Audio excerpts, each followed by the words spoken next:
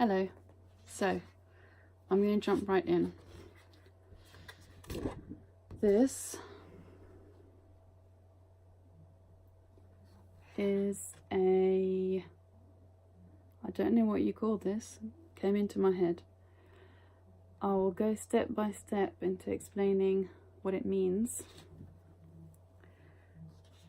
Right, first of all, it starts off with these symbols.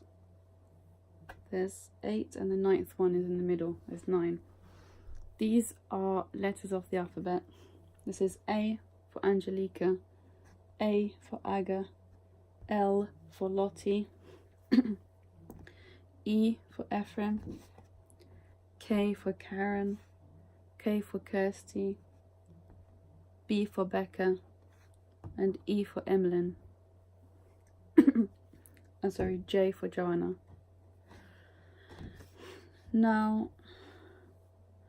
this, funnily enough, is the order in which I met each one of you girls. Sorry, my nose piercing is being really itchy. Then,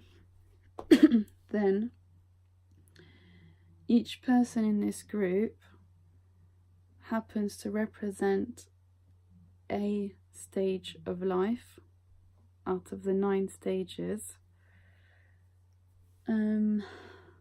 These are not specifically 9 stages of life that everyone goes through. These are 9 stages. They're more like 9 general stages, and in this case they are 9 parts of a cycle. Each one of us at that moment on Friday night were at a certain point in a cycle of our life. Some of us might be in a different stage already. You don't know how long each stage of a cycle can last. It can be a day, it can be a month, it can be 10 years. Some people will have 1 cycle in their life, some will have 50, some will have 1,000, and some unfortunately will not even complete 1 cycle.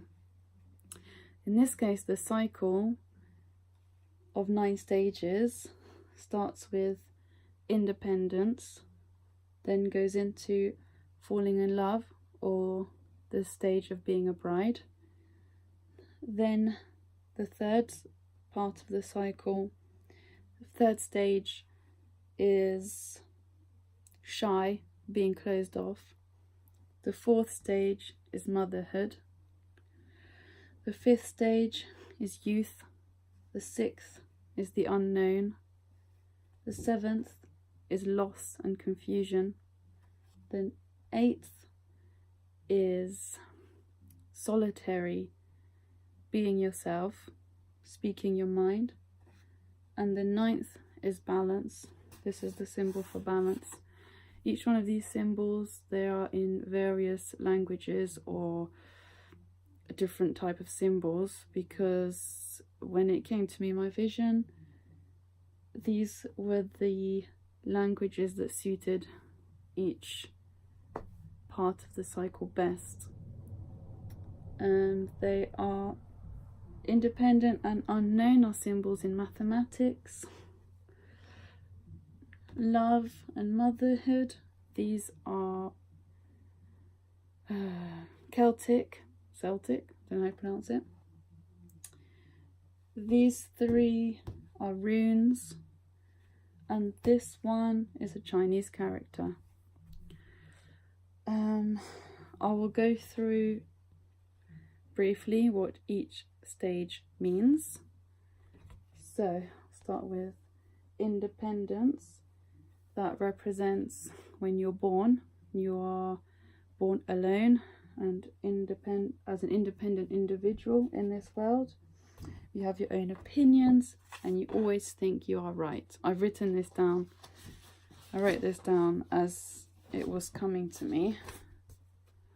So just explaining each stage. 1 was independent. The 2nd stage is being in love, being the bride. So these, when they came to me, were specifically female stages of life, although they could probably be adapted to male. At the moment, this is still a universal message. The first interpreted message that came through. So you fall in love and you become the bride. So this can also relate to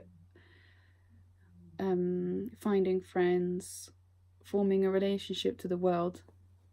Since we started off as being born independent, then what happens is you start to discover your family and friends, and eventually you find your partner, if you're one of the lucky ones. Number 3 is shying away. So this stage is called shy, and this is a stage where you may close yourself off from the world. Often when you fall in love, you tend to sort of separate yourself from the world, or we can enter a stage of being shy after having once been young and carefree. The next stage is called motherhood, and this is when you become yourself a mother or a mother figure for someone in your life. And coming off of the shy phase, you keep that protective wall, but it becomes, rather than closing yourself off, it becomes a protective barrier for you and your children and the people that you care about in your life.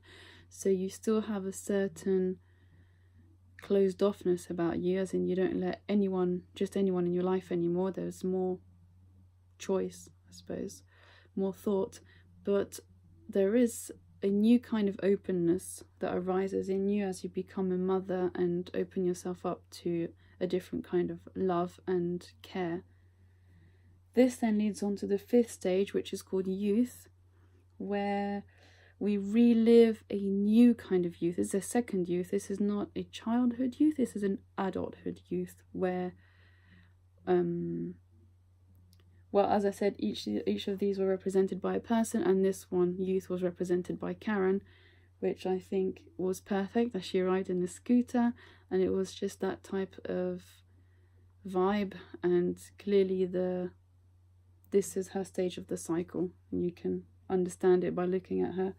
Number 6 is the unknown. So as I should have said, independent was Angelica, and she represented that by being at a stage of her life where she has her, although it doesn't mean that it excludes all the other the full cycle. This is just, she might have been through many cycles in her life already. She's already been through motherhood, etc., and she's come back full circle, and she's at a new cycle that she's starting at the moment.